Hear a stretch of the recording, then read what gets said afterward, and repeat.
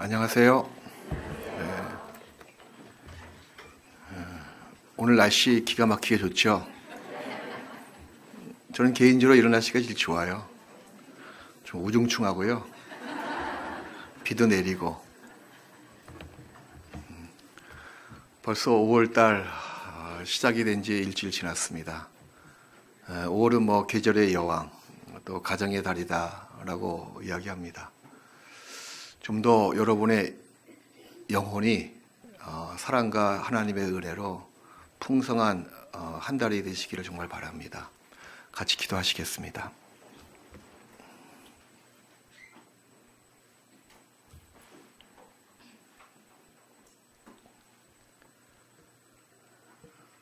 사랑의 하나님 아버지, 죄악된 우리 영혼을 구원하시고 우리의 죄 때문에 하나님 앞에서 원소되었던 불쌍한 자들을 먼저 사랑해 주시고 십자가의 도를 믿게 해 주심으로 인해 죽었던 우리 영혼을 살려주시고 영생의 복락으로 구원하심을 정말 감사드립니다.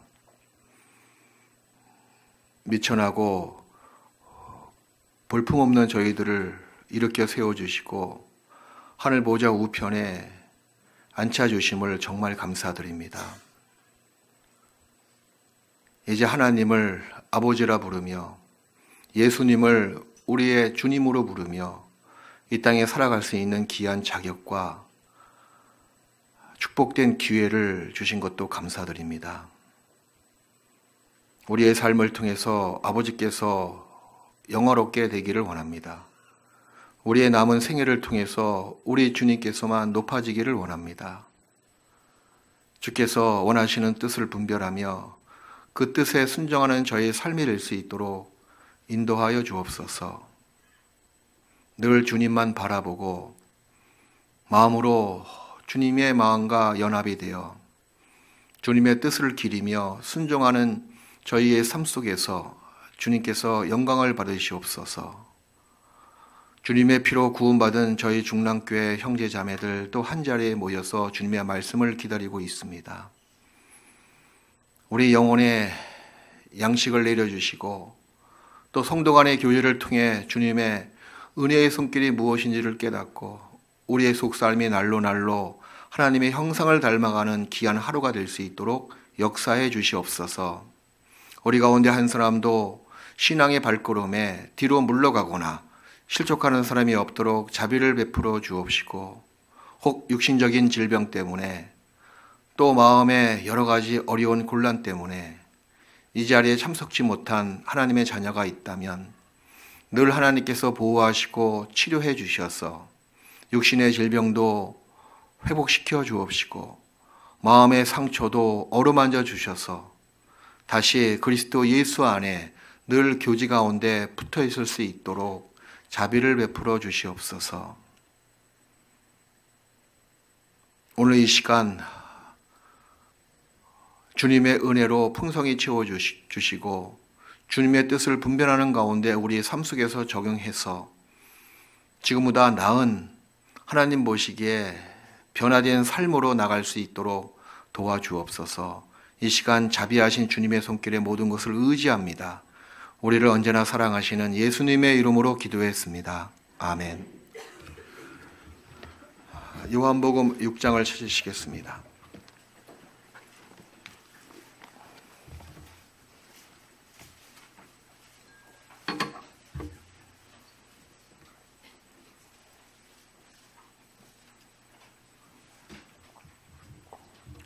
신약성경 152페이지 요한복음 6장 1절부터 14절까지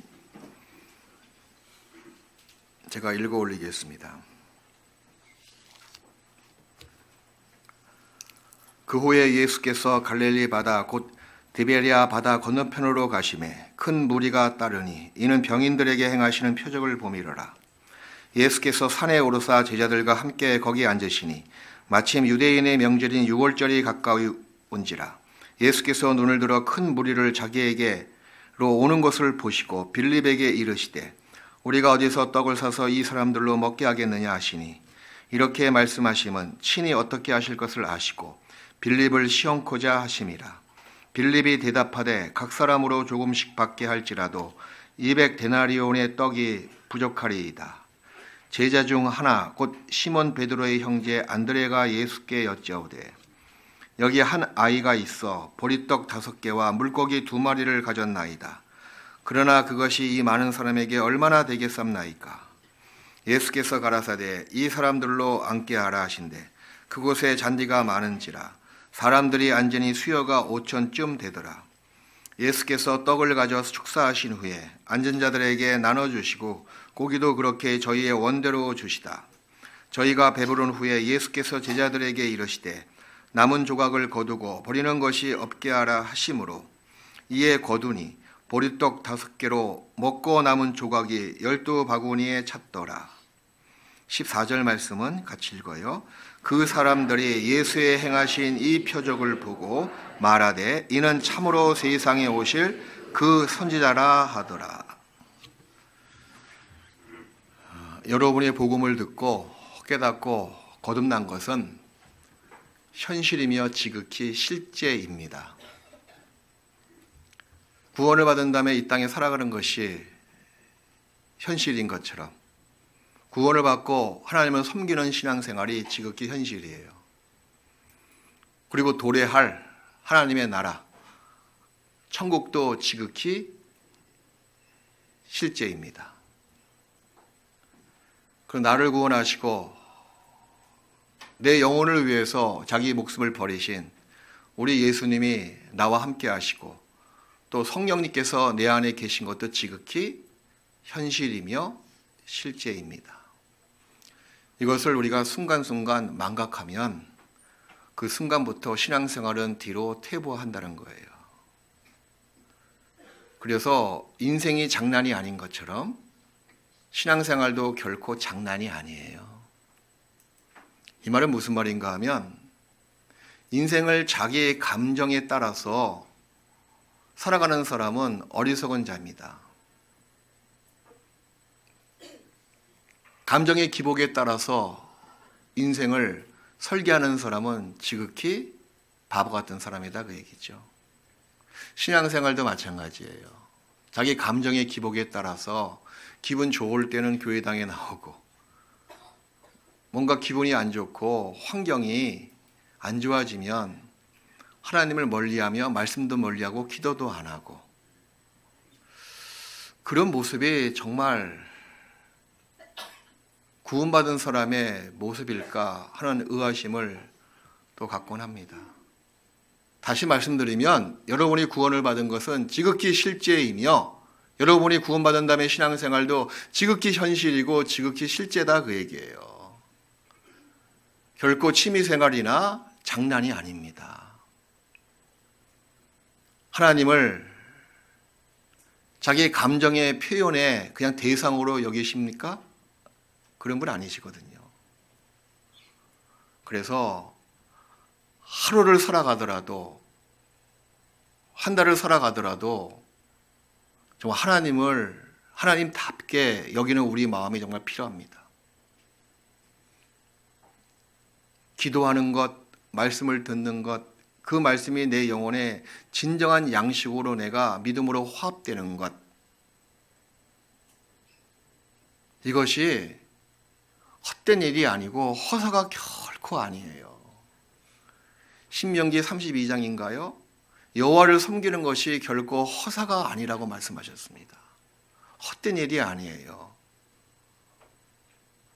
하나님을 올바로 알고 올바로 믿고 올바로 섬기는 신앙생활만큼 우리 전 생애 중에서 가장 귀한 금쪽 같은 시간이 더 이상 없습니다.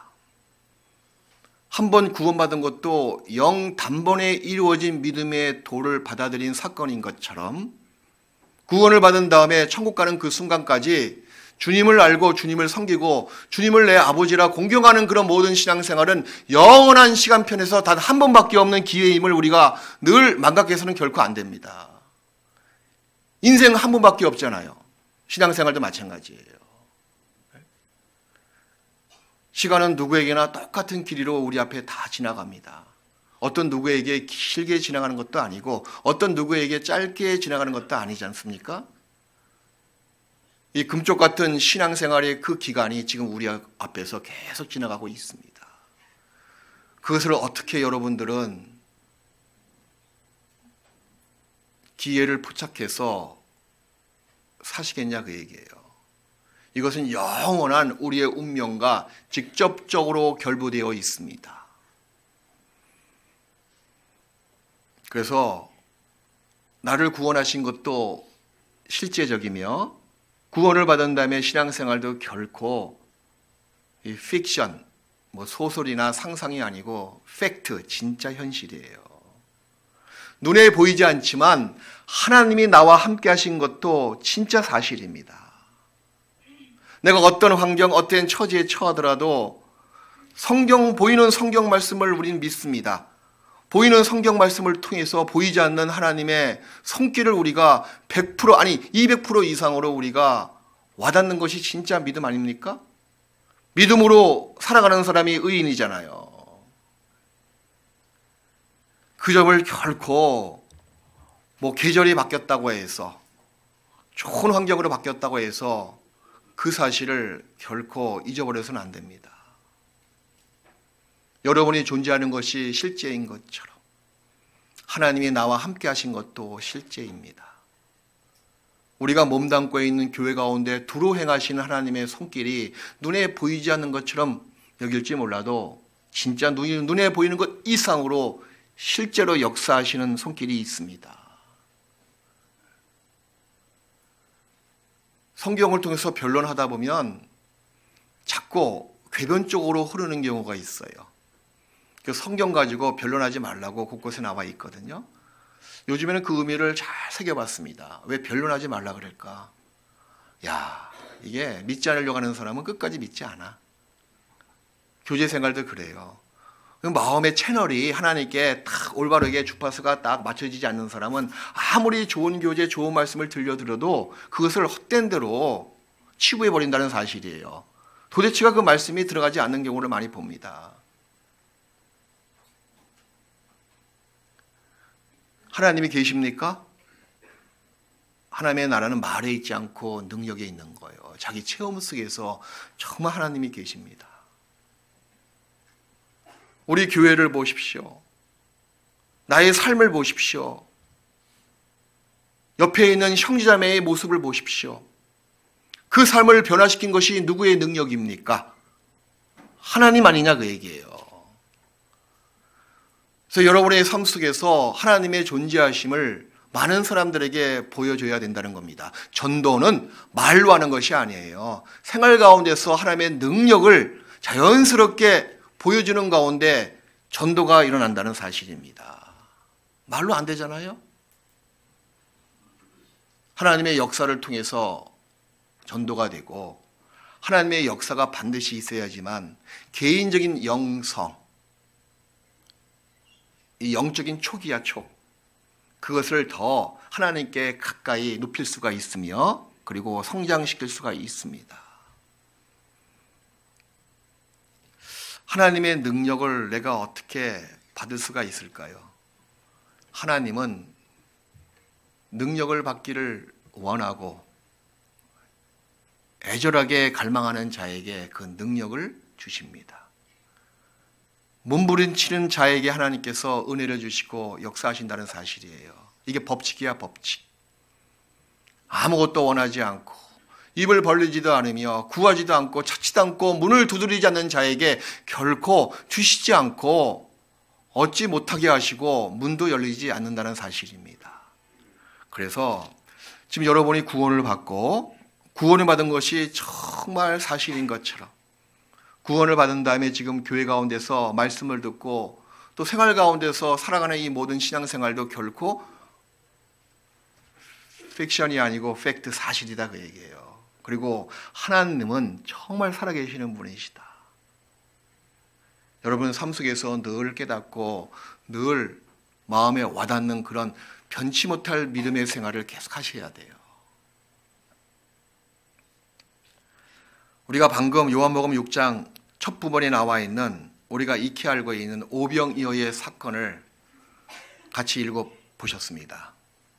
이 오병이어의 사건은 놀랍게도 사복음서에 다 기록되어져 있는 사건이에요. 그만큼 중요한 사건입니다. 이 공간복음 그러면 마태, 마가, 누가복음을 총체적으로 이야기하고 있는 단어예요. 공간. 거의 내용이 많은 부분을 공유하고 있다.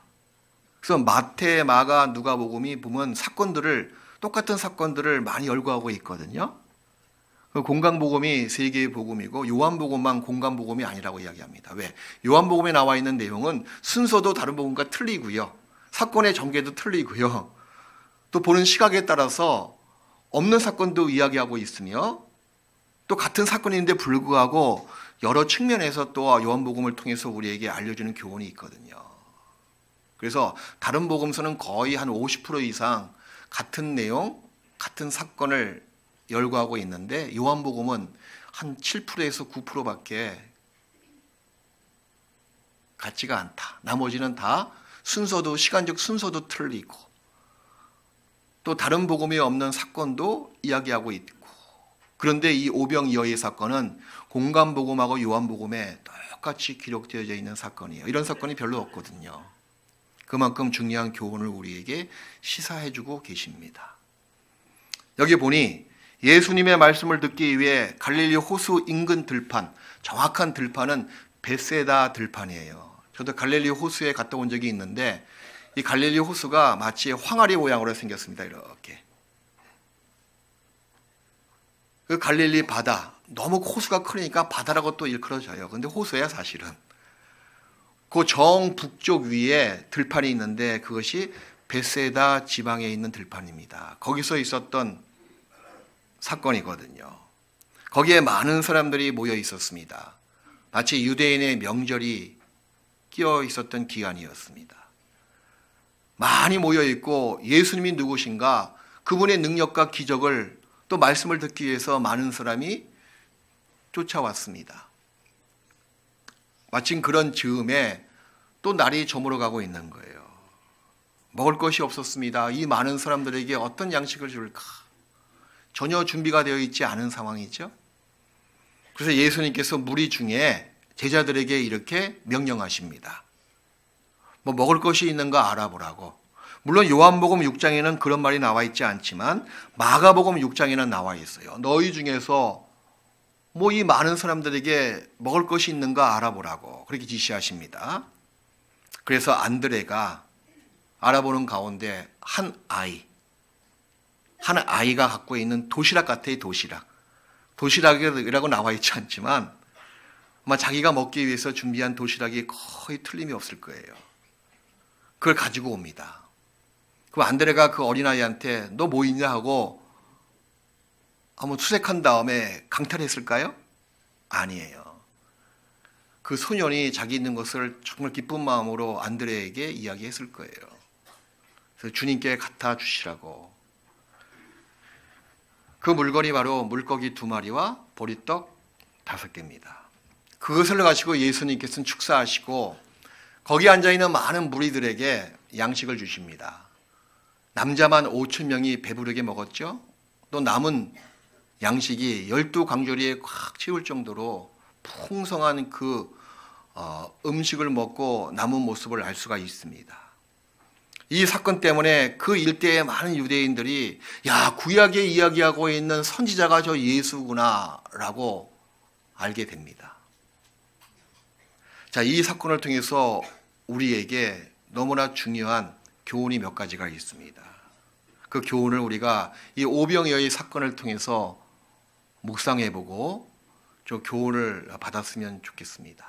첫 번째는요, 요한복음 6장을 다시 보시겠습니다. 6장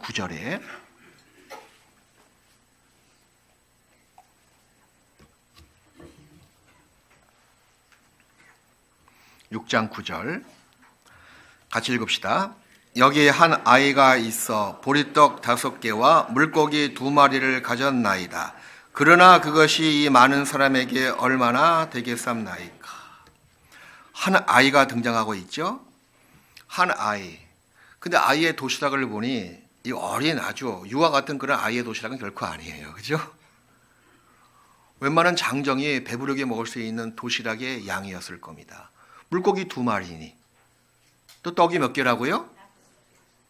저 같으면 1개 먹어도 배부를 것 같은데 5개나 준비했다. 아마 자기 먹을 것뿐만 아니라 자기 옆에 있는 동무에 아마 도시락도 준비했을 거라고 누군가도 이야기합니다. 근데 여기 나와 있는 한 아이의 그 나이를 어림잡아 추정을 해보니 한 9살에서 12살 정도 그렇게 이야기해요. 정확한 건 복음서에 나와 있지 않습니다. 한 아이라고 나와 있거든요. 특히 여기 요한복음 6장에만 나와 있어요. 그 어린아이의 손에 들려있는 떡과 물고기를 한번 생각해 보십시오. 떡과 물고기, 어린 소년. 우리가 겉에서 봤을 때는 굉장히 볼품이 없는 음식이었을 겁니다. 어린 소년의 도시락이니 볼품이 없고 말고요. 아주 작고 별로 값어치 없는 비싼 음식이 결코 아니거든요. 그걸 주님께 바치게 된 거예요. 하나님은 무에서 유를 창조하시는 창조자이십니다. 그런데 교회 시대에서는 결코 무에서 유를 창조하시는 것은 별로 없어요. 그리스도인들에게는 결코 없는 곳에서 달라고 요구하시는 분이 아니십니다. 있는 곳에서 유에서 더 큰 역사를 하나님께서는 이루시는 분이시거든요. 여기 어린 소년이 반드시 있어야만 된다는 거죠. 그와 더불어 어린 소녀의 손에 도시락이 반드시 있어야 된다는 거예요. 그 어린아이의 도시락이 없었더라면 그 다음에 이 하나님의 큰 능력과 역사는 나타나지 않습니다. 좀 분위기가 그렇죠? 벌써 한 반은 주무시는 것 같아. 제가 이제 얼굴이 보입니다, 드디어.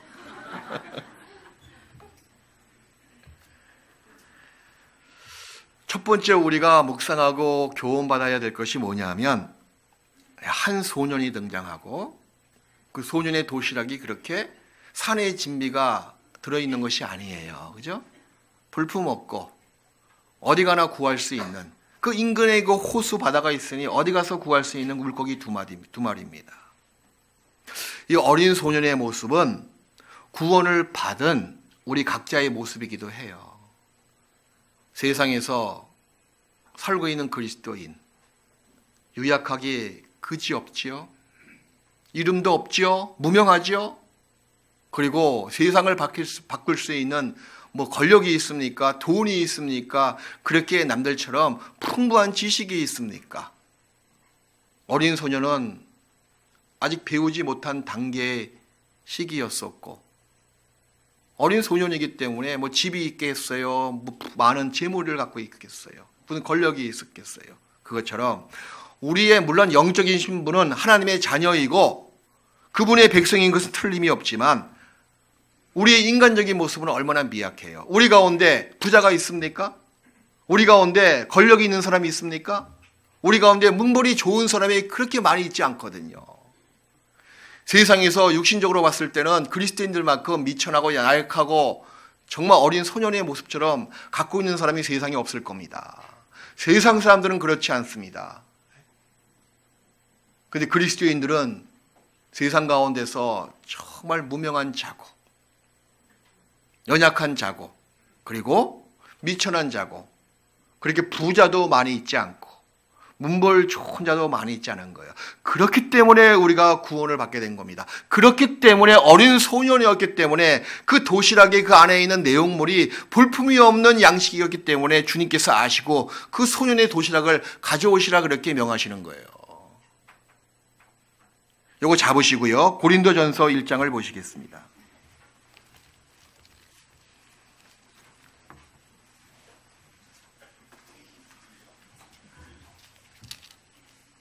고린도전서 1장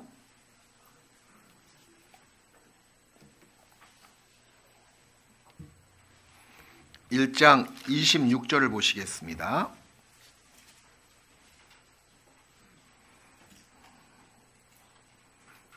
우리가 영적인 신분은 하나님의 거룩한 아들이고 하나님의 거룩한 족속 백성이고 건석이지만 이 땅에 살고 있는 우리 육신적인 모습은 결코 그렇지 않지요. 성경도 그것을 인정하고 있습니다. 1장 26절, 형제들아, 구원받은 고린도 교회 성도들을 부르고 있는 거예요.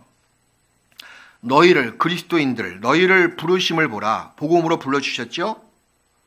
육체를 따라 인간적으로 봤을 때는 지혜 있는 자가 많지 아니하며 가끔은 있긴 있지만 많지 않다.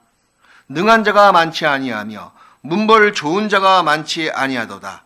그러나 하나님께서 세상에 미련한 것들을 택하사 지혜 있는 자들을 부끄럽게 하려 하시고 세상에 약한 것들을 택하사 강한 것들을 부끄럽게 하려 하시며 하나님께서 세상에 천한 것들과 멸시받는 것들과 없는 것들을 택하사 있는 것들을 폐하려 하시나니 이는 아무 육체라도 하나님 앞에서 자랑하지 못하게 하려 하심이라.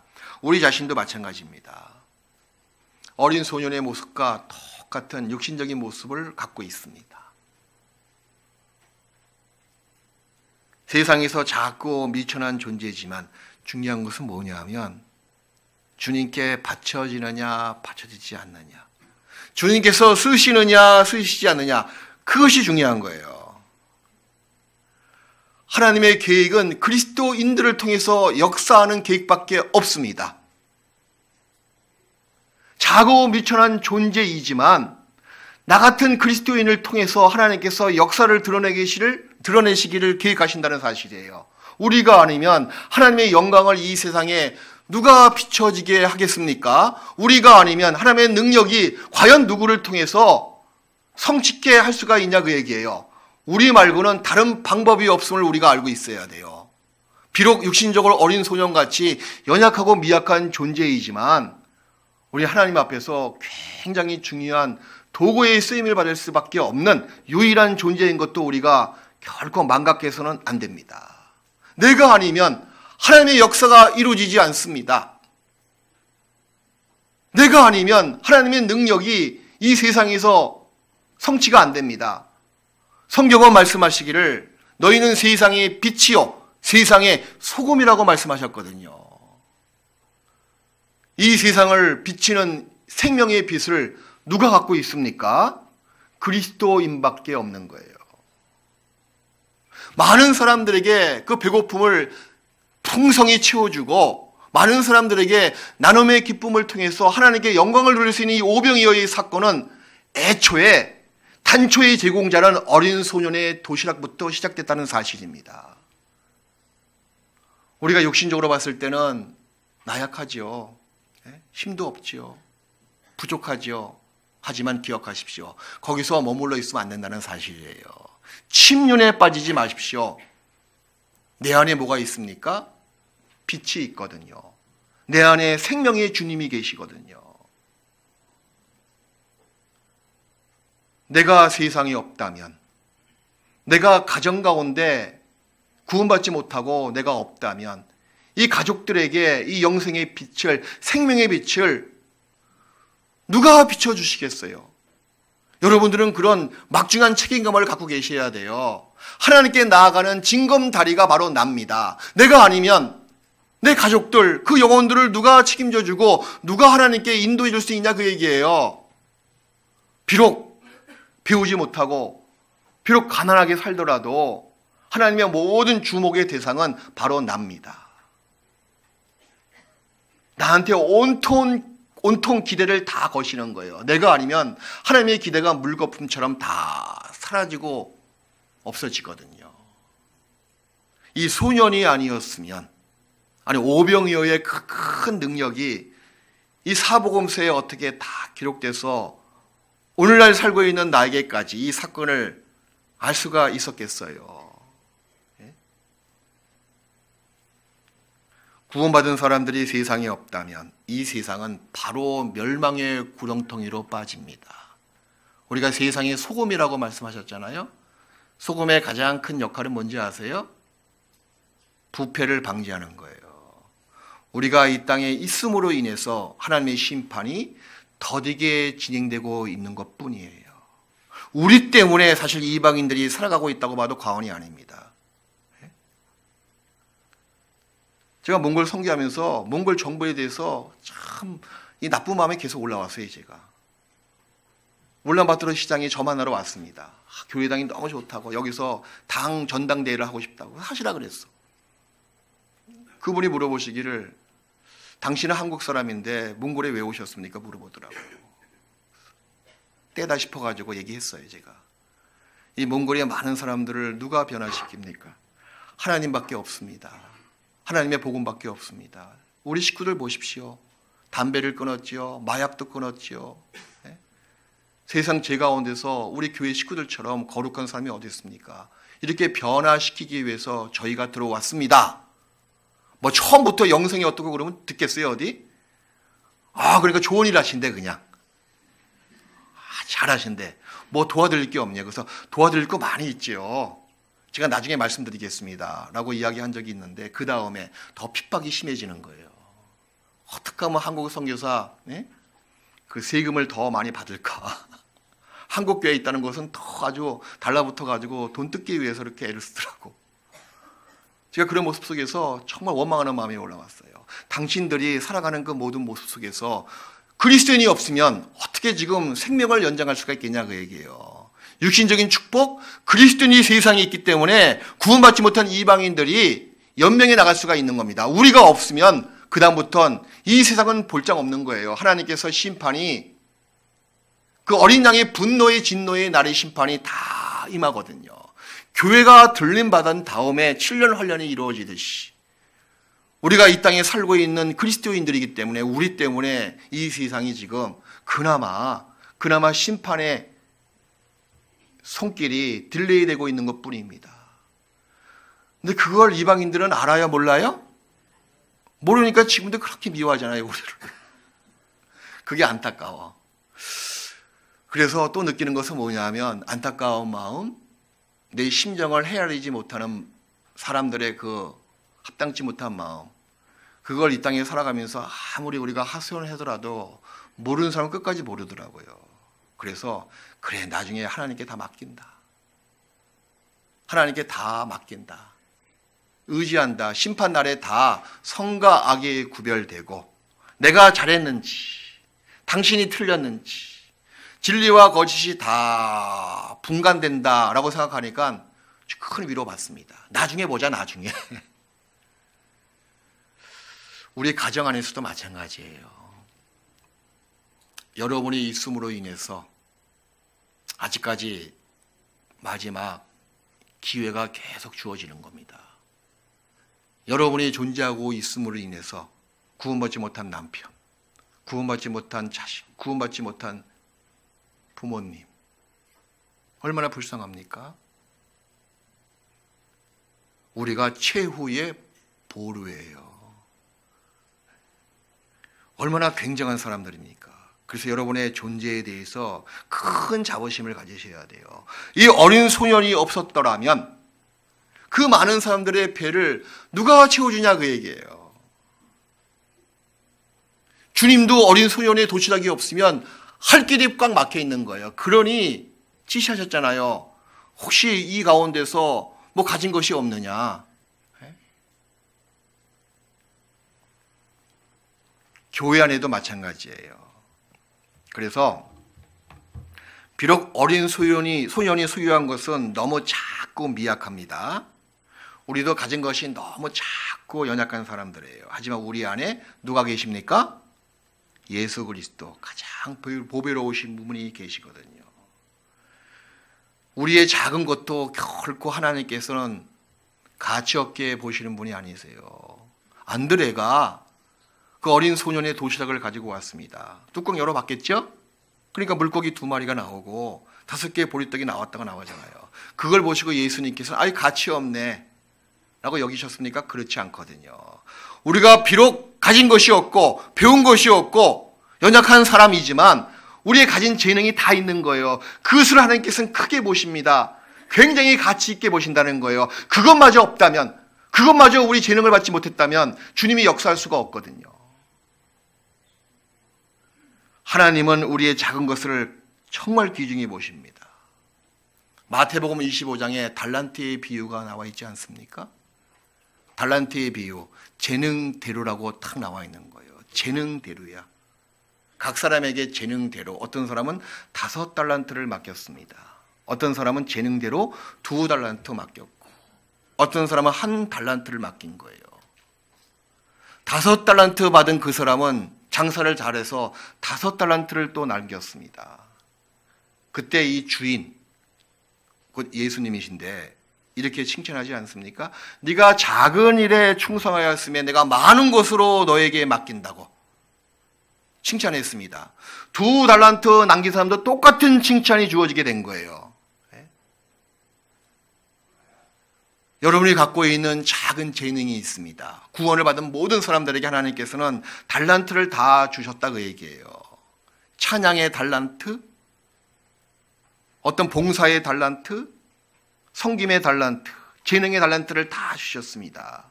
그마저 없다면 하나님께서는 역사할 수가 없는 거예요. 하나님의 역사를 위해서, 하나님을 위해서 우리에게 달란트를 주신다는 겁니다. 그래서 달란트를 받은 사람, 곧 재능을 받은 사람이 그거마저 있음에 우리가 얼마나 그동안 감사했는지. 이 지독하는 마음이 있을 때 감사하는 마음이 올라오거든요. 어린 소년의 그 도시락이 있었기 때문에 5천 명이 넘는 남자의 배를 풍성하게 풍족히 채워준 것처럼 그 도시락이 없었더라면 어찌할 뻔 했을까요? 우리도 마찬가지예요.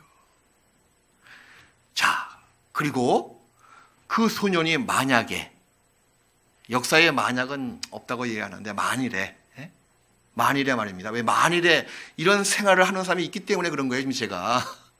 만일에 그 소년이 자기 배고픔 때문에 자기가 홀랑 다 까먹었으면. 그럴 수도 있잖아요. 나부터 먹어야 돼 하고 자기가 홀랑 다 까먹었어, 그냥. 그러면 그 다음의 역사는 기록되지 않습니다. 아무에게도 도움을 줄 수 없는 거예요. 우리 구원받은 사람도 마찬가지입니다. 받은 재능이 있거든요. 받은 은사가 있고 받은 것이 많이 있는 사람이에요. 그것을 다 이것은 내 거다. 사실 우리 것이 어디 있습니까? 구원을 받은 다음엔 값으로 주고 산 것이 되었으니 다 하나님의 것이 되었거든요. 우리의 것은 아무것도 없습니다. 근데 그리스도인들이 자기 소유로 알고 이건 내 거고 내 배를 채우기 위해서 주신 것들이 하고 자기가 홀랑 다 까먹어 버리면 결코 하나님의 역사를 그 사람에게는 나타내 줄 수가 없는 거예요. 볼 수도 없습니다. 선한 일을 베풀 수도 없는 거예요. 로마서 14장 7절로 8절 말씀, 우리가 다 암송하고 있는 말씀이죠. 우리 중에 누구든지 자기를 위하여 사는 자가 없고 자기를 위하여 죽는 자도 없나니, 우리가 살아도 주를 위해서 살고 죽어도 주를 위해서 죽나니 사나 죽으나 우리가 누구의 것이로다? 주의 것이로라. 사나 죽으나 우리가 주님의 것이다 그 얘기예요. 사는 것도 주님의 것이고 죽는 것도 주님의 것이다. 우리의 모든 소유물, 우리의 생명부터 시작해서 우리의 몸과 마음이 다 주님의 것입니다. 내 것인 것처럼 자기 배를 채우기 위해서, 자기 생활을 위해서 하나님과 상관없이 다 소비한다면 그 다음에 하나님의 역사가 그 사람을 통해서는 결코 일어나지 않는 거예요. 우리만을 위해서 산다면 결코 하나님의 역사는 일어날 수도 없거니와 그분의 영광을 결코 그 사람은 볼 수가 없을 겁니다. 혹시 아직까지 여러분이 그리스도 예수 안에서 하고 있는 소원이 성취가 안 됐습니까? 아직도 남편이 구원받지 못했습니까? 아직도 자기의 속사람이 구원받은 연수에 걸맞게 성장하지 못했습니까? 아직까지 그리스도 예수 안에서 그렇게 기도하고 바랬던 것들이 이루어지지 않았습니까? 그 원인이 어디 있다고 생각하십니까? 혹시 그 어린 소년이 자기 배를 위해서 도시락을 다 까먹은 것처럼 그런 모습으로 우리가 살아가지 않았냐 그 얘기예요. 하나님보다도 자기가 우선시되고 하나님의 일보다도 자기 일을 우선시 생각하고 우선순위를 어디에 두고 있는지. 이 소년이 너무 배가 고파서 남들 생각하지 않고 나부터 배 채워야 되겠다고 자기 일을 앞세우고 자기 처지만 생각해서 다 까먹어 버렸으면 아무 역사가 나타나지 않았잖아요. 마찬가지입니다. 작은 것부터 주님께 드리지 못함으로 우리가 그토록 고대했던 우리의 마음의 소원의 그 값진 것들을 얻지 못하는 경우가 비일비재하게 많이 있을 수가 있습니다. 이것에 명심하시라는 거예요. 크게 죄를 지은 것도 없지요. 뭐 교제 안 나오는 것도 아니고 주일날 꼭 나와서 말씀을 듣고 가끔은 졸긴 하지만 말입니다. 뭐 그런 대로 저 자매 저 형제는 교제 밖에 있는 것이 아니야. 뭐 그런 대로 다 평상시 보통적으로 신앙생활을 한다고 칩시다. 그런데 그분의 신앙 속에서 뭔가 하나님의 역사가 나타나지 않는 거예요. 그 원인이 뭐냐 그 얘기예요. 작은 것부터 하나님께 바치지 못함. 이런 어리석은 생각 때문에 작은 생활부터 하나님을 앞장 세우지 못한 합당치 못한 생각 때문에 도리어 작은 것에 충성되지 않았기 때문에 큰 것을 받지 못하는 그런 우매가 우리 삶 속에서 벌어지지 않을까요? 이 어린 소녀는 비록 보잘것이 없는 도시락이더라도 기꺼이 바쳐지게 된 거예요.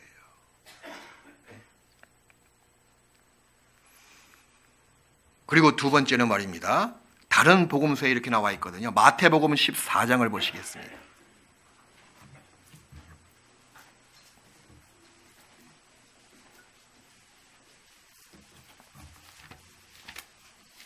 마태복음 14장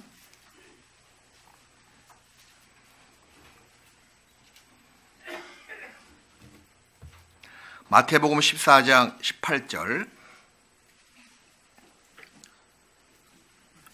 같은 사건을 마태는 이렇게 보고 기록을 합니다. 14장 16절부터 예수께서 가라사대 갈 것 없다 너희가 먹을 것을 주어라 갈 것 없다 너희가 너희 중에서 먹을 것을 구해서 가져와라 그 뜻이거든요. 그랬더니 제자들이 가로되 여기 우리에게 있는 것은 여기 우리라고 사실 나와 있어요. 요한복음에만 한 어린아이의 그 도시락 같은 그런 음식이라고 나와 있거든요. 우리에게 있는 것은 떡 5개와 물고기 2마리 뿐이니이다. 18절 말씀 같이 읽읍시다. 가라사대 그것을 내게 가져오라 하시고 주님께서는 원하신다는 거죠. 그거 상관없다. 아마 제자들은요 볼품이 없는 그 음식을 보고 좀 들으기가 약간 더디했을 거예요. 왜 그 뒤에 그런 마음의 표현이 나와 있거든요. 사실은 이것밖에 없습니다. 2마리 뿐입니다. 이 말은 뭐예요? 좀 죄송스럽고 부족합니다. 그 뜻이잖아요. 그죠? 사람들은 이렇게 많이 있는데 한 사람의 노동에서 얻은 임금 200일 동안 일해서 얻은 돈 가지고 이 많은 사람의 음식을 살까 말까 할 판국인데 이 물고기 2마리하고 보리떡 5개로 어떻게 다 먹일 수가 있습니까? 이거밖에 없습니다. 하고 가져온 것 뿐이에요. 그랬더니 주님께서는 기꺼이 기쁘게 받으셨습니다. 그것을 내게 가져오라. 그 모습을 어린 소녀는 뒤에서 봤을 것 같아요. 그 소년의 마음이 얼마나 기뻤을까요? 우리도 이 소년의 기쁨을 늘 갖고 있어야 돼요. 비록 작지만 주님께 드리는 기쁨. 연약한 존재일지라도 주님께 드리는 산 제물로 드리는 나의 모습 속에서 진짜 신앙의 기쁨이 나옵니다. 주님께서는 작은 것을 통해서 크게 역사하시는 분이시거든요. 주님께서 쓰시겠다 하면 우리가 무엇을 못 드리겠어요? 감히. 그죠? 무엇인들. 내가 보기에는 이거 쓰실까? 주님께서? 내가 보기에는 나 같은 거 볼품이 없고 나 같은 거 더럽고 나 같은 거 어리석은데 나 같은 거 교회 가운데 쓰실까? 아니야. 질에 아주 그냥 침륜에 빠져 그냥. 나 같은 건 안 돼. 그러니 매년 신앙의 성장이 이루어지지 않는 거예요. 드리는 것만큼 주님께서는 쓰시면서 채워주시거든요. 이게 법칙이야, 법칙. 근데 스스로가 어떤 기준선이 있어서 뒤로 물러가 버린다는 거예요. 나 같은 거. 이게 볼품이 없잖아. 나 같은 거. 이 정도 말씀만 듣고 가면 되지 뭐. 나 같은 거 봉사한다고? 아니, 나 같은 것이 뭐 할 일이 있다고? 아닙니다. 어린 소년이 자기의 그 음식을 딱 드렸을 때 주님께서 받으실까 안 받으실까? 분명히 멀리서, 가까이서나 멀리서 관심을 가지고 봤을 거예요. 주께서 말씀하시기를 그것을 뭐요? 내게로 가져오라. 얼마나 기쁠까요? 내가 너를 쓰겠다, 주께서 쓰시겠다 하면 그 주인이 나귀 새끼를 내어줄 것이다. 즉시 내어줄 것이다. 주님께서 쓰시겠다고 하시는 거예요. 나귀 어미도 아니고 나귀 새끼입니다. 나귀 중에서 새끼는 정말 볼품이 없는 짐승이래요. 나귀 어미도 아니고 말도 아니고. 예? 근데 볼품 없고 연약한 그 나귀 새끼라도 주님께서 쓰시겠다고 명령하셨듯이 우리 자신도 마찬가지예요. 연세가 있으시다고요? 힘이 없다고요? 구원받은 연수가 얼마 안 됐다고요? 아는 것도 없다고요? 그럼에도 불구하고 주님께서 쓰시겠다 부르시는데 이 몸 하나 주님께 드리지 못합니까? 너무 지극히 겸손은 교만이에요, 교만. 나 같은 것이 무엇을 할 수 있을까? 나는 못합니다. 그거요, 계속 거부하는 것은 불순종이고 그것은 교만의 발로입니다. 주님께서는 이제 우리에게 받으시기를 원하십니다. 재능을 주셨거든요. 구원받은 사람이 이 땅에 살아가면서 주님께서 쓰시겠다 원하시는데 거기에 걸맞게 자기 모든 것을 힘을 다해서 바쳐지는 것처럼 그 구원받은 피조물에게 큰 영광이 어디 있겠어요? 우주 가운데서 우리의 존재가 얼마나 미미합니까? 먼지보다 더 작은 존재 아닙니까? 근데 그럼에도 불구하고 나같이 미미하고 보잘것없는 나 같은 사람을 통해서 주님께서 기쁨을 얻으시겠다고, 주님께서 쓰시겠다고 부르시는데 그거 하나 못 내드리겠어요, 어디? 기꺼이 드리고 말고요. 나 같은 거 쓰시겠다는데 주님께 드리고 말고요. 그처럼 피조물에게 큰 영광이 어디 있겠어요? 그 옛날 성전을 준비한 다윗의 마음을 우리가 읽을 수가 있습니다. 자기 아들 대 솔로몬 대에 가서 성전을 완성했지만 사전 준비는 다 아버지 대 다윗 왕이 다 준비했거든요. 그때 다윗 왕의 마음을 우리 이 말씀을 통해서 살펴볼 수가 있습니다. 우리 역대상 29장을 보시겠습니다.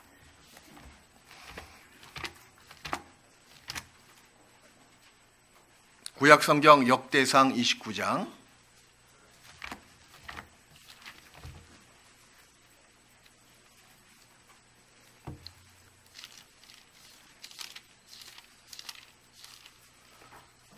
역대상 29장 9절.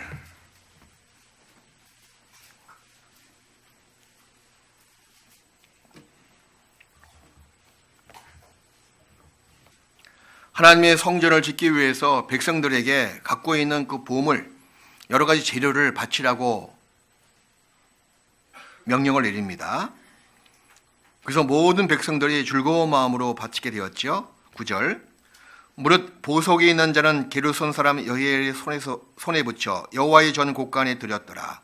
8절, 9절. 백성이 자기의 줄거이 드림으로 기뻐하였으니 곧 저희가 성심으로 여호와께 줄거이 드림이며 다윗 왕도 기쁨을 이기지 못하여 하니라. 그리고 13절, 14절. 13절, 14절. 우리 하나님이여 이제 우리가 주께 감사하오며 주의 영화로운 이름을 찬양하나이다. 나와 나의 백성이 무엇이간데 이처럼 즐거운 마음으로 들을 힘이 있었나이까. 모든 것이 주께로 말미암았사오니 우리가 주의 손에서 받은 것으로 주께 드렸을 뿐이니이다. 여기 다윗 왕의 모습이 나와 있지 않습니까? 모든 백성이 다윗 왕은 말할 것도 없고 모든 이스라엘 백성이 즐거운 마음으로 그 모든 갖고 있는 그 자기의 재능뿐만 아니라 물질을 다 바치게 된 거예요. 다윗이 백성을 대표해서 자기 마음도 똑같이 하나가 되었거든요. 이렇게 하나님께 영광을 돌립니다. 나와 나의 백성이 무엇이간데. 자, 이 말씀에 주목해 보십시오. 우리가 얼마나 미약한 존재예요. 내가 무엇이간데. 내가 무엇이간데 주께서 나를 생각하시며 내가 무엇이간데 주께서 이 인생을 권고하시나이까. 인생은 지나가는 자, 그 그림자같이 헛것이다. 근데 그럼에도 불구하고 주께서 생각하시고 주께서 기뻐하시는 그 이유가 어디 있습니까? 다윗도 그런 마음으로 이 글을 기록하게 된 거예요. 나와 나의 백성이 무엇이간데 이처럼 즐거운 마음으로 들을 힘이 있었나이까. 야, 들을 힘이 있다는 것에 감사해야 돼요. 헌금할 수 있는 그 마음을 주신 것도 주님이시거든요. 주를 위해서 봉사할 수 있는 그 마음도 주신 것도 주님이시거든요. 주신 그분께 얼마큼 우리가 감사하고 살았습니까? 그러기는커녕 드리지도 못해. 아까워서. 자기 삶이 그렇게 자기 보기에 그렇게 귀중한 삶이에요. 하나님을 떠난 삶, 헛된 삶이고 하나님의 역사의 일과 관계되지 않은 모든 나의 일들은 다 헛된 일들입니다. 우리가 돈을 버는 것, 세상 일을 하는 것, 목적은 하나님의 영광을 위해서 다 하는 거 아니겠습니까? 결국에는 하나님과 다 연관되어 있는 일들이에요. 우리가 왜 이 땅에 살아가고 있습니까? 왜 밥을 먹고 출근하고 공부하고 세상 일을 하고 가정주부는 가정 일을 잘 성실하게 왜 가정을 이끌어 갑니까? 결국에는 주님을 위해서, 주님의 영광을 드러내기 위해서, 주님의 뜻을 순종하기 위해서 다 주님과 연관되는 우리의 모든 삶의 모습이기도 하거든요. 근데 그것과 상관이 없이 자기만을 위해서 계획하고 자기만을 위해서 행동하는 그 사람, 자기만을 위해서 살아가는 사람은 주님과 관계가 없는 헛된 일들이고 헛된 삶이 된다는 사실이에요.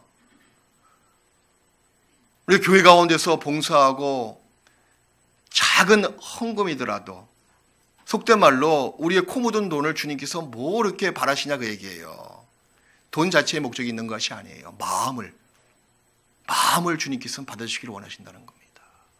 비록 작은 헌금이지만 내 마음이 다 있는 거예요.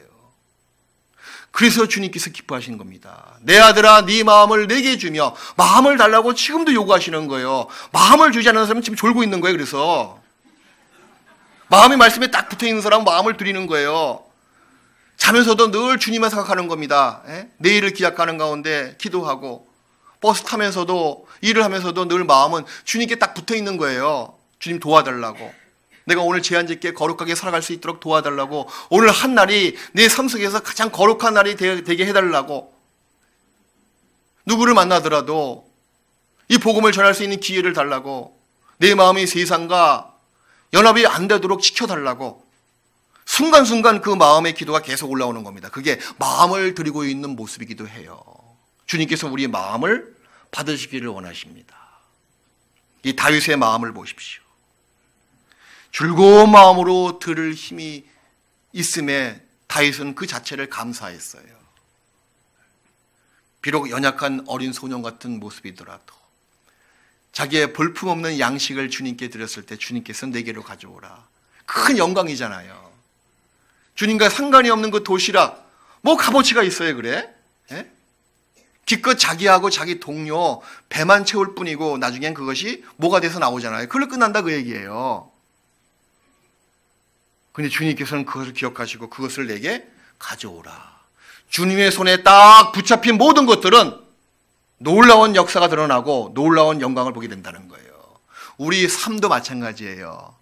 우리의 운명도 우리의 몸과 마음도 주님의 거룩한 손에 붙잡히게 내어드려야 돼요. 거기에 붙잡혀 사는 사람은 그 기쁨과 영광은 이루 말할 수가 없습니다. 어떤 피조물이 어떤 인간에게 어떤 사람에게 그런 영광을 제공하십니까? 우린 그런 자격을 갖고 있는 사람들이잖아요. 우리의 작은 헌신이라도 비록 작고 볼품이 없는 헌신이라도 주님께서는 그것을 귀하게 보시고 크게 사용하신다는 사실이에요. 그래서 주님께 드리는 그런 풍족한 마음을 갖고 계셔야 돼요. 제발 인색한 마음 버리십시오. 신앙의 최대의 적은 인색한 마음이야. 정말 인색한 사람들 많이 있더라고. 자기밖에 몰라. 그래서는 안 돼요. 그리스도인들이, 세상 사람은 그럴 수밖에 없는 죄의 근성을 갖고 있는 사람이라 하더라도 그리스도인들은 그렇지 않지 않습니까? 주님께 늘 드리는 그런 마음, 남을 위해서 베풀어주는 마음, 인색한 마음, 내 것은 내 것이야. 내 것이 어디 있습니까? 자기만을 위해서 계획하고 자기만을 위해서 시간도 쓰고 자기만을 위해서 모든 주님이 주신 것들을 써버리면 그건 주님께서는 정말 괘씸하게 보십니다. 주님께 가져와서 정말 풍족한 마음으로 드리는 마음을 갖고 있어야 돼요. 그 모습을 통해서 주님께서는 큰 역사를 이루십니다. 고린도 후서 8장을 보시겠습니다.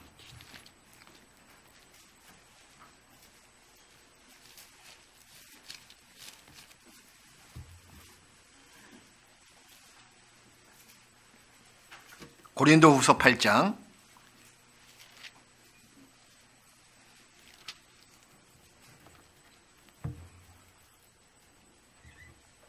8장 5절 신약성경 294페이지입니다. 고린도 후서 8장 5절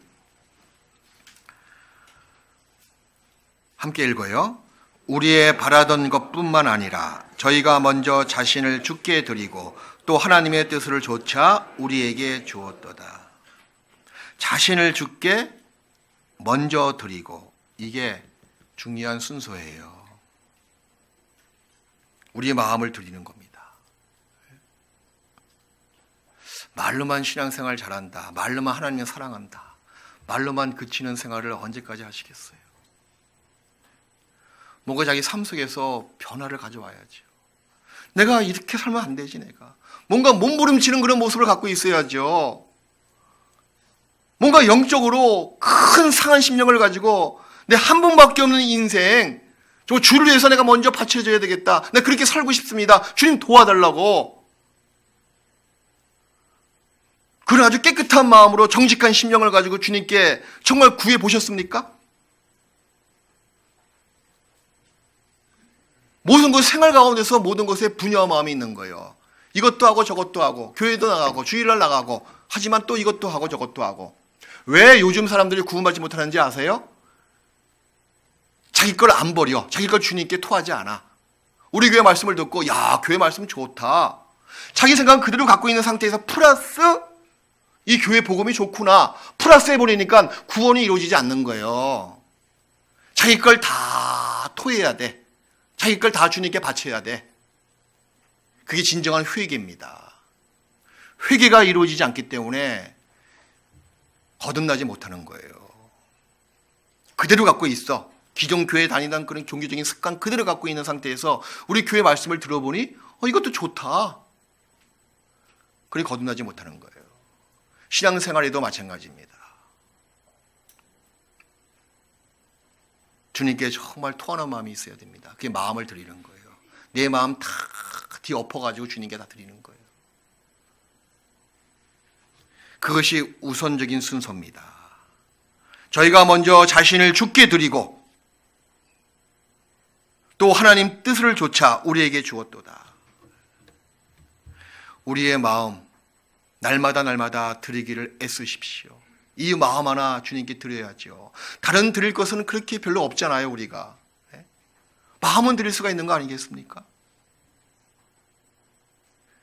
그게 사랑의 최고조의 상태예요. 그리고 시간과 재물도 마찬가지예요. 여러분, 물질적으로 하나님께 온전치 못한 사람은 진정으로 하나님을 사랑하는 사람이 아닙니다. 말로만 하나님을 사랑한다고, 하나님 섬긴다고 이렇게 거짓말하지 마십시오. 지혜를 더하는 거예요. 온전한 11조 생활, 온전한 감사헌금 생활, 그것 하나 하지 못하면서 하나님을 사랑한다고요? 사탄이 옆에서 낄낄거리고 웃고 있을 거예요. 우리 영적인 눈이 얼마나 밝아 있느냐 하는 문제는 내가 돈보다 하나님을 더욱 사랑하느냐 하는 문제와 직결되어 있습니다. 재물의 눈이 어두워 있으면요, 하나님을 보지 못합니다. 반대로 하나님의 사랑에 취해 있으면 돈과 재물이 이 백지짝처럼 종이 한 장에 불과하게 보인다는 사실이에요.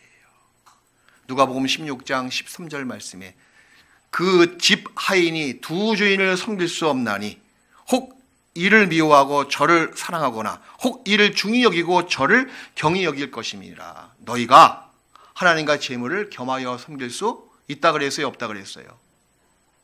없느니라. 10원도 상관이 없고 1000원도 상관이 없는 거예요. 주일날 여러분 오실 때 하나님의 그 앞에 그냥 지나치지 마십시오. 주일 헌금. 예? 이건 마음이야, 마음. 교회 학교 늘 가르치잖아요.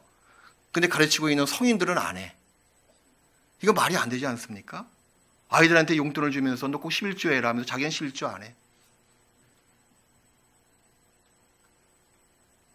다른 건 다 차치하고 나서 들어오실 때 주일 헌금은 꼭 하시는 게 그게 기본적인 모습이라고 좀 볼 수가 있습니다. 주님, 내 마음을 드리는 거예요. 깨끗한 1,000원 한 장이라도. 뭐 500원 동전은 소리 나니까 창피하니까 하지 마시고 깨끗한 10,000원 한 장이라도. 제게 마음을 드리는 거예요, 마음을. 오늘 말씀을 통해서 은혜를 주십시오, 주님. 주님이 그 10,000원 한 장 받고 좋아하실까요? 이거 돈에 목적이 있는 것이 아니고 마음에 있다니까. 네 마음이 어디 있느냐, 그걸 보신다니까요.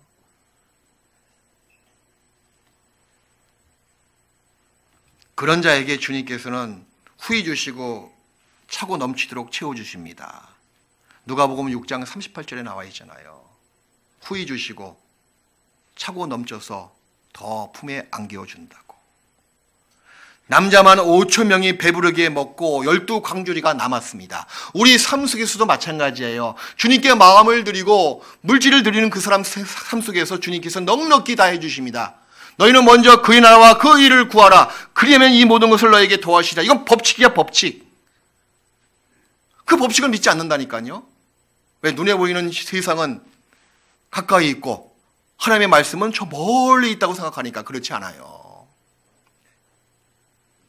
야, 내가 들어갈 천국은 이 다음에 들어가서 얻을 영광과 상급이 있는 세상이지 지금은 아니잖아. 그렇지 않습니다. 이 세상에서도 하나님께서는 거룩한 상급, 거룩한 영광, 기쁨의 면류관을 주신다는 사실이에요. 그래서 하나님께서는 우리에게 받은 것만큼 풍성히 주시는 분이세요. 우리가 마음을 드렸습니까? 하나님 마음을 우리 속에 보여주신다는 거. 마음을 주신다니까? 하나님의 영광스러운 그 마음을 내가 얻는 거예요.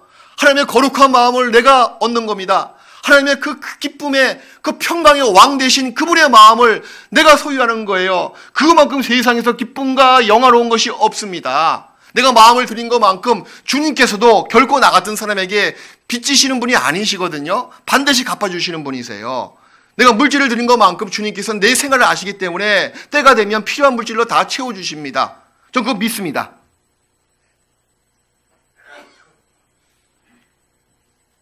때가 되면 다 채워주신다는 사실이에요. 제가 옛날에 과거에 딸이 오토바이 치워가지고 머리가 깨졌거든요, 한번.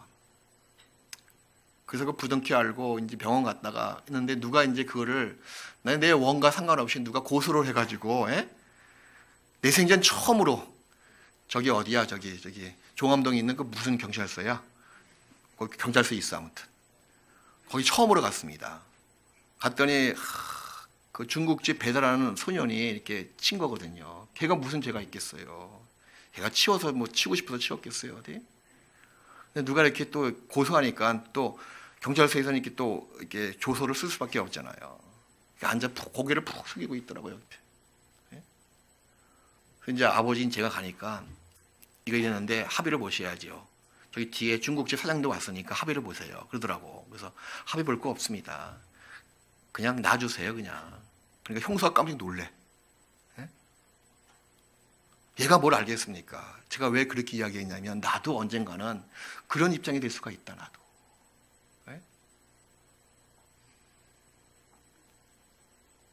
그게 생각이 나는 거예요.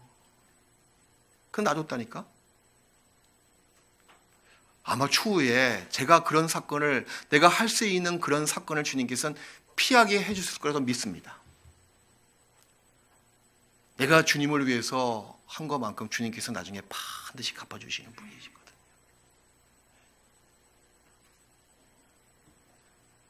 잠언 19장.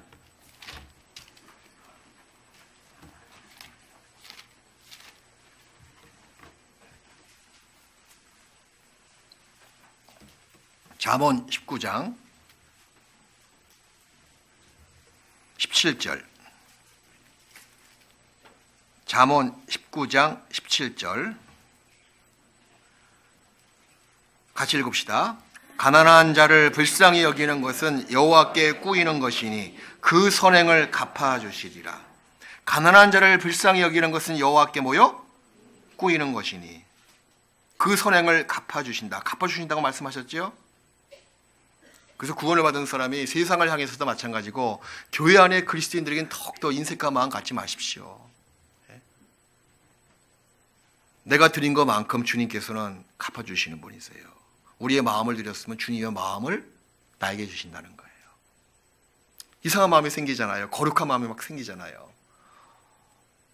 뭐 사랑하는 마음이 생기고 맡겨주는 마음이 생기고 나 원래 그런 사람이 아닌데 왜 그럴까요? 주님께서는 마음을 받는 것만큼 마음을 주시는 분이세요. 물질도 마찬가지예요. 정말 11조 생활, 제가 헌금은 별로 광고 안 하려고 그랬어요. 근데 말씀 나오니까 말씀을 드려야 되겠습니다. 그리고 주일 헌금, 이것은 가장 그리스도인의 기본적인 생활이에요. 혹시 그런 것을 못 드려서 여러분이 영적으로 축복받지 못하는 경우가 비일비재하게 많을 수가 있습니다. 전도서 11장, 잠언 다음에 전도서입니다. 전도서 11장을 보시겠습니다.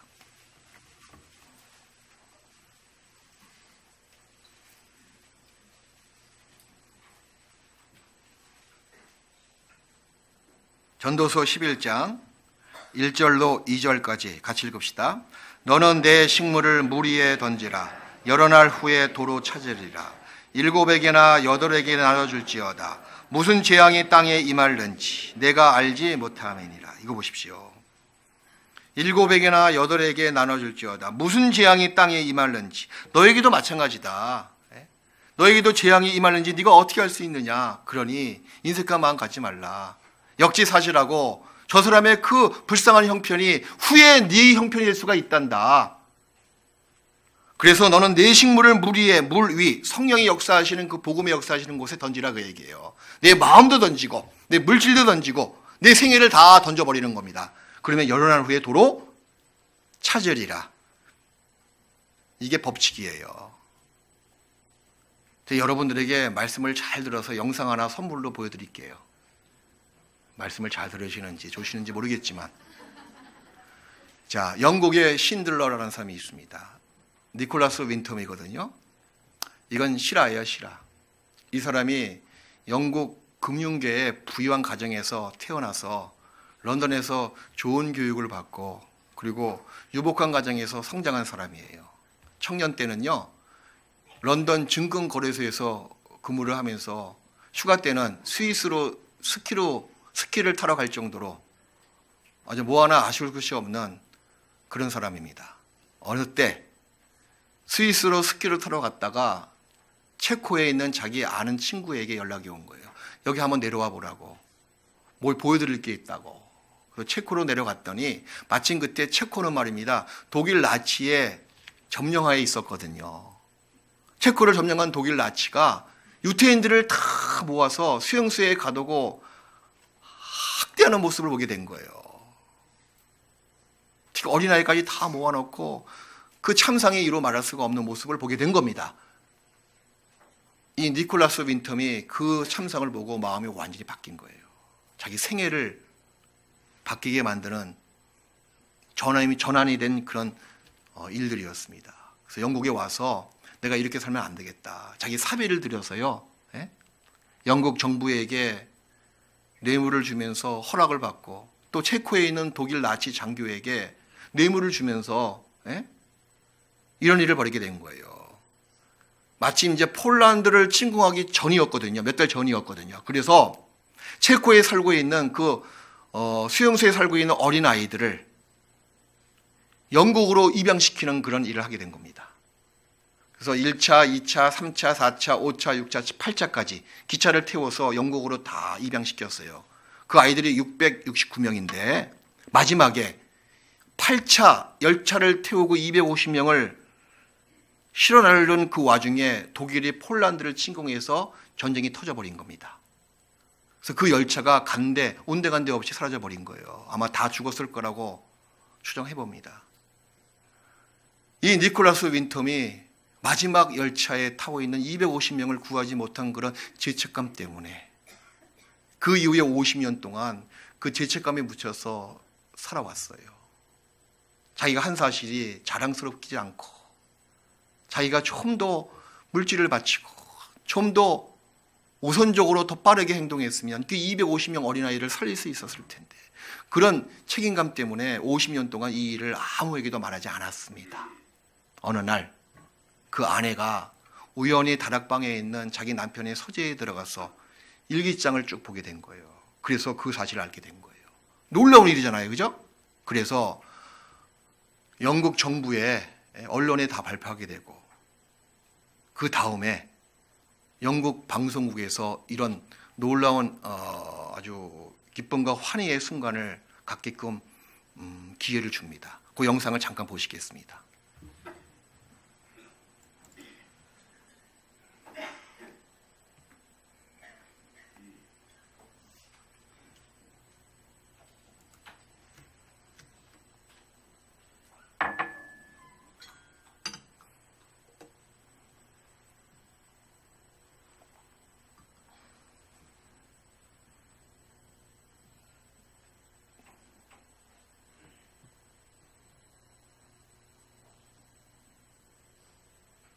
소리 나오는 거예요?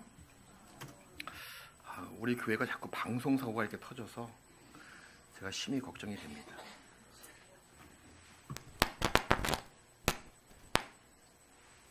이게 처음에 나올 텐데 잠깐만요.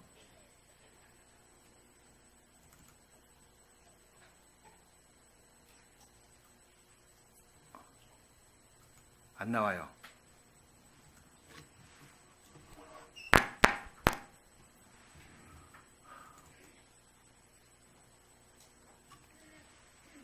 제가 뭘 잘못했나?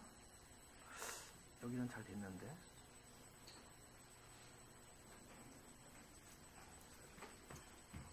영상이 문제 없어요. 여기도 노트북도 문제 없어. 그죠?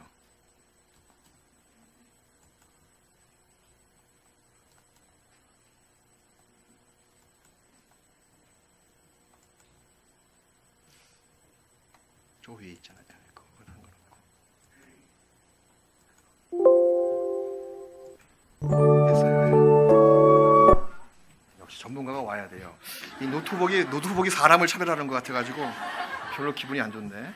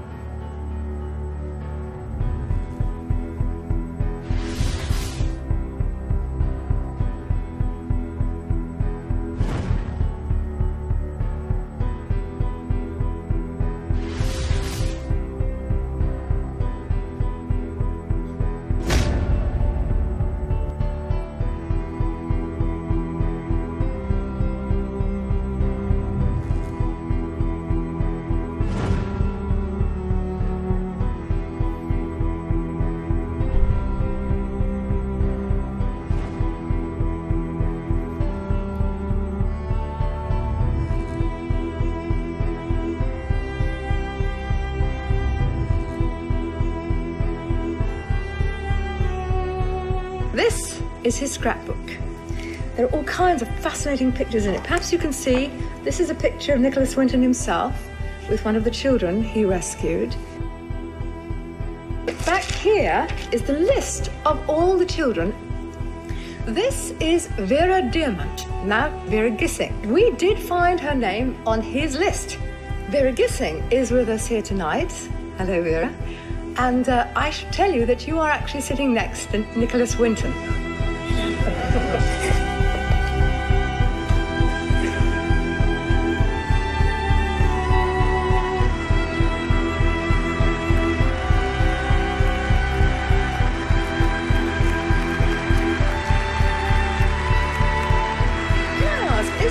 anyone in our audience tonight who owes their life to Nicholas Winton? If so, could you stand up, please?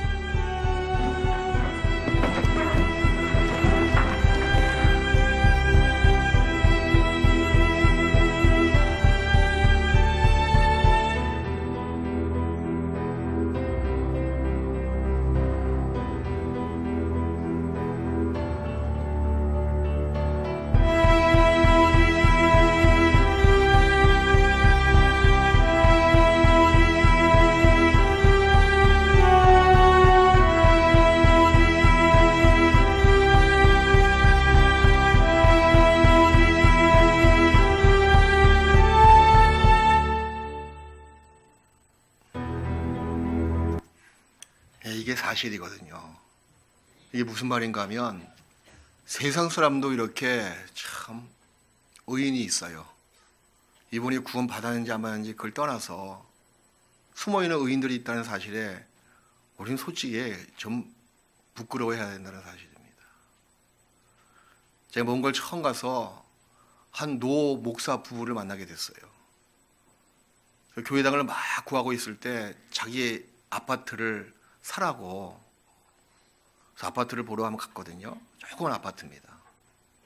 그래서 자기 여기 들어와서 목회한 지, 선교한 지가 5년이 지났대요. 나이가 70 가까이 됐는데 자기가 봉천동에 큰 교회를 하다가 부목사에게 다 물려주고 이제 자기 부인과 함께 와서 이 몽골 사람들에게 예수를 전하겠다고. 전 그거 보고 충격받았습니다. 저 안에 무엇이 있길래, 말을 들어보니 거듭나지 못한 목사인데 저 안에 무엇이 있길래 나름대로 그 주님 예수님을 향한 열심이 굉장하잖아요.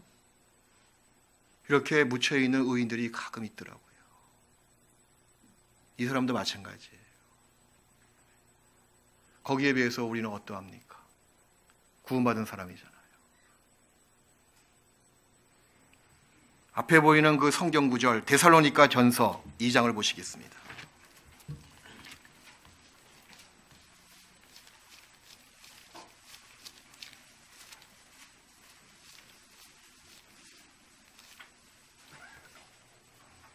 데살로니가 전서 2장 19절부터 20절까지 19절부터 20절까지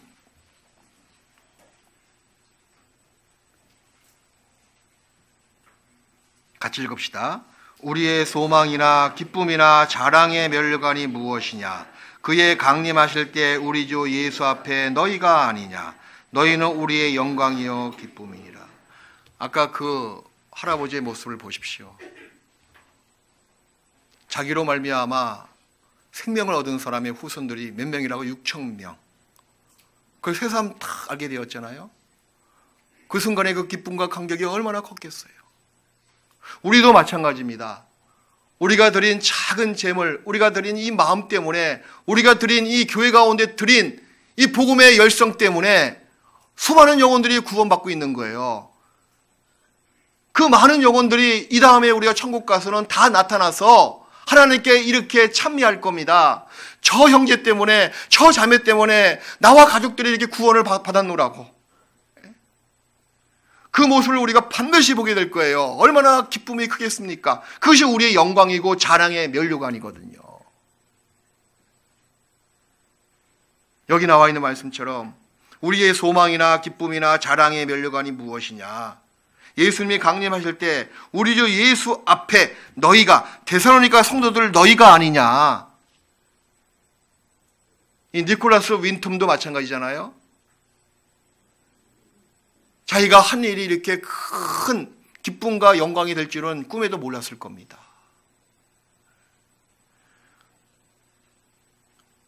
작은 소년이 볼품없는 도시락을 바침으로 인해서 몇천 명이 넘는 많은 사람들의 배를 배부르게 만든 것처럼 우리의 작은 모습, 세상에서는 잊혀지고 무명한 존재이며 볼품없는 삶이라 하더라도 하나님의 거룩한 손에 딱 붙잡히면 그로 말미암는 그 결과물은 이로 말할 수가 없는 거예요. 천군 천사도 얻지 못하는 영광과 면류관이 우리에게 주어진다는 사실입니다. 다시 요한복음 6장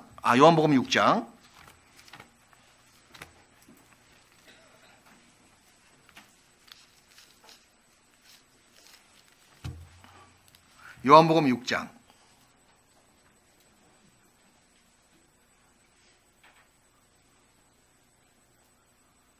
11절부터 예수께서 떡을 가져 축사하신 후에 6장 11절입니다.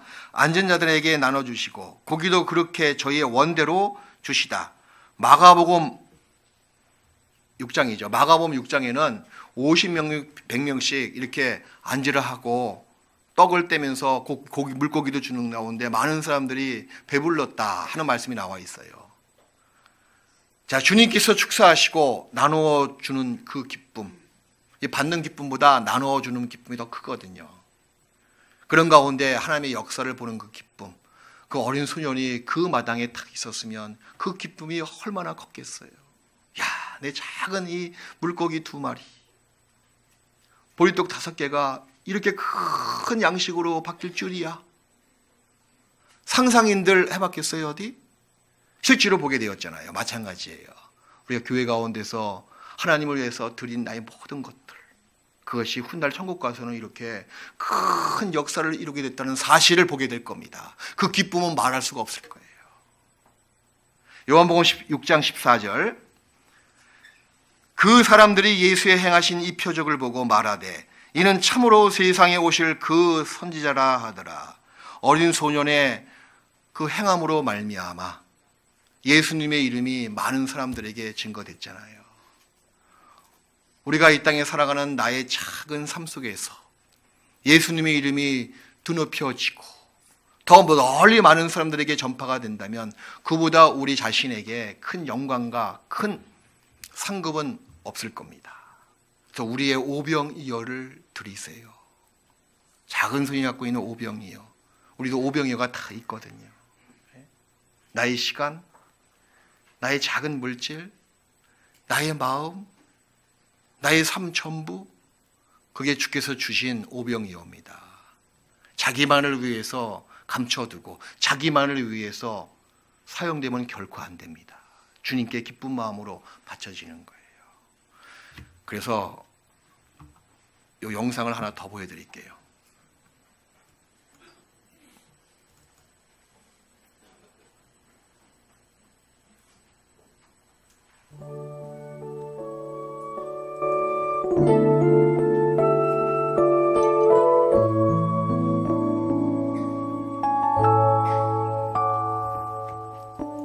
오병이어 한 소년이 드렸던 보리떡 5개, 오병이어 한 소년이 드렸던 물고기 2마리, 거기에는 완전한 나눔이, 거기에는 참된 기쁨이, 나누는 사람에는 자기 것 짓는 희생과 아픔이 있지만 그곳에 평안과 기쁨이 있어, 그곳에 감격과 확신이 있어, 세상의 가치로 매길 수 없는 놀라운 힘이 있어요. 우리의 것을 드려요, 우리의 오병이어 드려요. 작지만 소중한 우리들의 오병이어 드려요.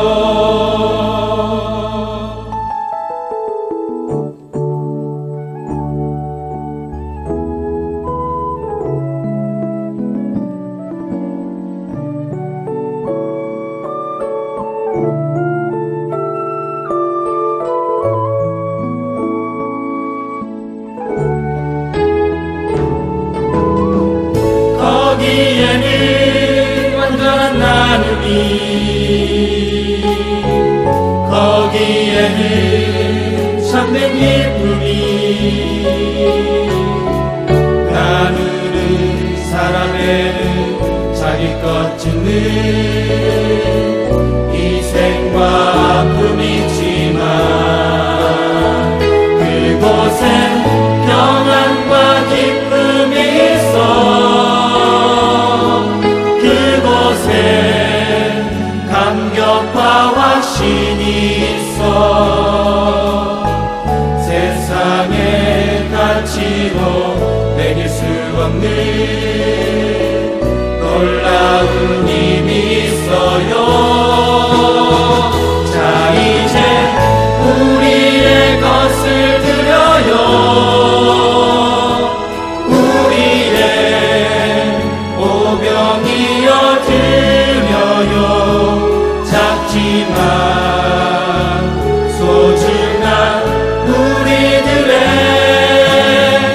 오병이어 드려요. 자 이제 우리의 것을 드려요. 우리의 오병이어 드려요. 작지만 소중한 우리들의 오병이어 드려요. 우리의 것을 드려요. 우리의 오병이어 드려요. 작지만 소중한 우리들의 오병이어 드려요.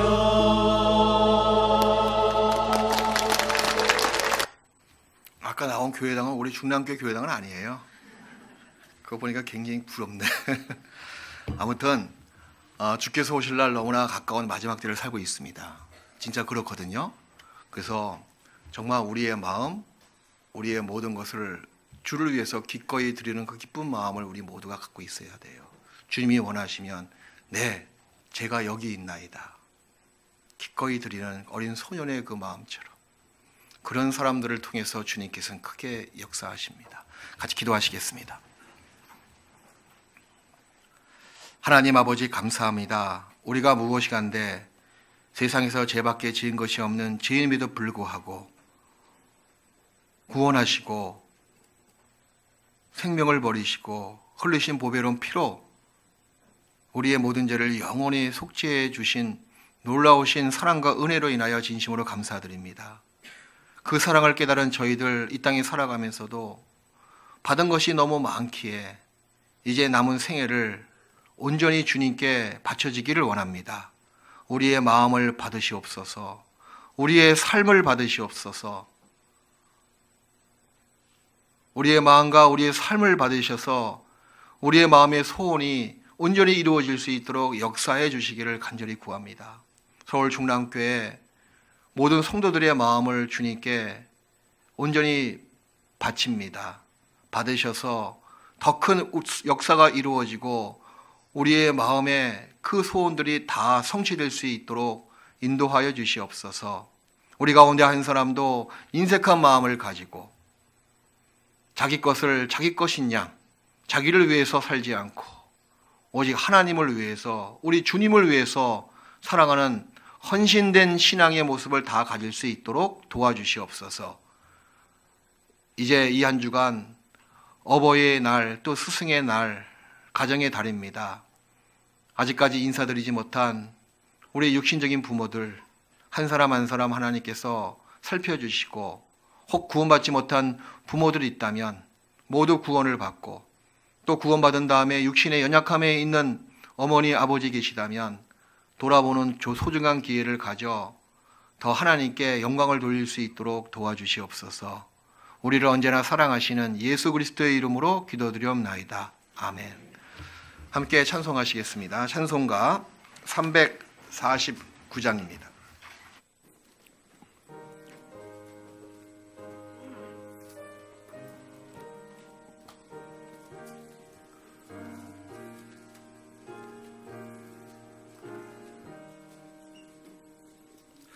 나 주의 도움 받고자 주 예수님께 빕니다. 그 구원 허락하시사 날 받으옵소서.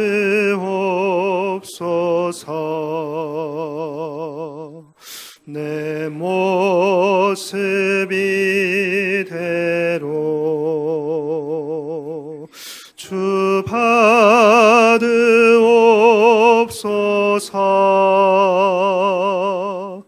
날 위해 돌아가신 주 날 받으옵소서.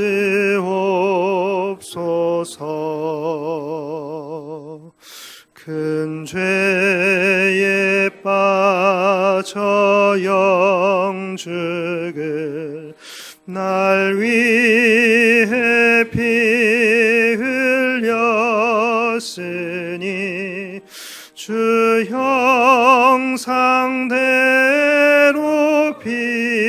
빚으사 날 받으옵소서.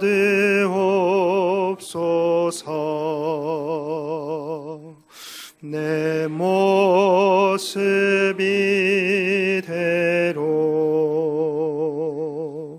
주 받으옵소서.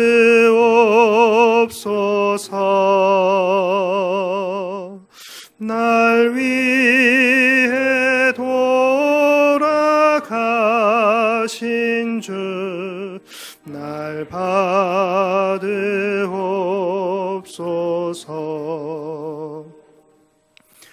내 힘과 결심 약하여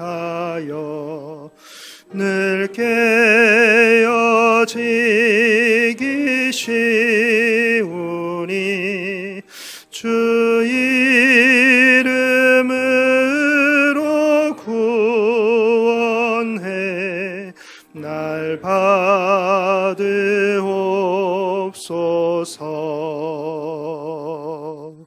내 모습 이대로 주 받으옵소서.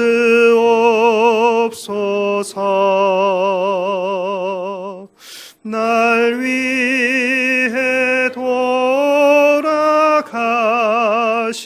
주 날 받으옵소서.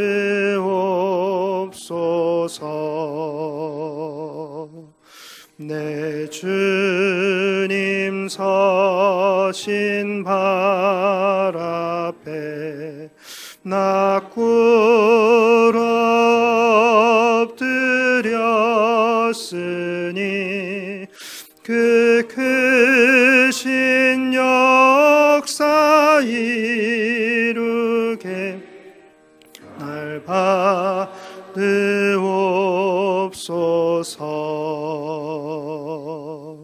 내 모습 이대로 주 받으옵소서.